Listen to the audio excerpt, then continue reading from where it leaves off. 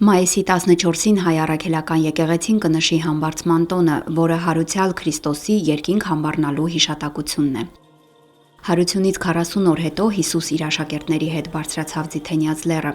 ձեռքերը երկինք պարզելով օրհնեց առաքյալներին եւ նրանց աչքի առաջ երկինք համբարձվեց։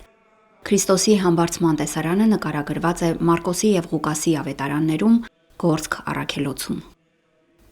Համբարձման տոնը հայտնի է ժողովրդական ավանդույթներով, հանդիսություններով, վիճակի եւ ջան-գյուլումի ծեսերով, ծաղկահավաքով, ուխտագնացություններով, ծիսական ուտեստներով։ Այդ օրը Սուրբ Պատարագից հետո ավանդույթի համաձայն համբարձման կաթնապուր են ճաշակում, ծաղկաշատ վայրերում զբոսանք եւ խաղեր կազմակերպում։ Համբարձման տոնի ուխտավայրեր են Վարդենիկի եւ Լուսագյուղի Թուխմանուկ եկեղեցիները, Արայի լեռան լանջին գտնվող Ծաղկևանքը, Գնդեվանքը, Գեղարդավանքը եւ այլ սրբավայրեր։ Համբարձման տոնին հայոց եկեղեցին նշում է կաթողիկոսական աթոռը Սիս քաղաքից Մայրաթոր Սուրբ Էջմիածին փոխադրելու պատմական իրադարձությունը։ Հայ առաքելական Սուրբ եկեղեցու հոգևոր եւ նվիրապետական գերագույն իշխանությունը ամենայն հայոց կաթողիկոսությունը պաշտոնապես հիմնադրել է Գրիգոր Լուսավորիչը վաղարշաբաթում։ Այդ ժամանակ է կառուցվել Միածնայեջ Սուրբ տաճարը։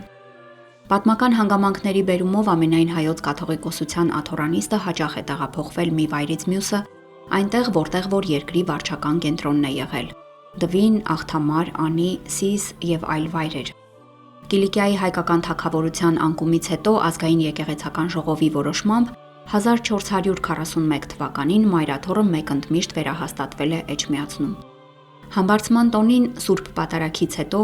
հայոց բոլոր եկեղեցիներում կատարվում է հայրապետական մաղթանքի արարողություն եւ աղոթք է բարձրացվում առ Աստված, որ անսասան պահի իր իսկ հիմնած Մայրաթոռը։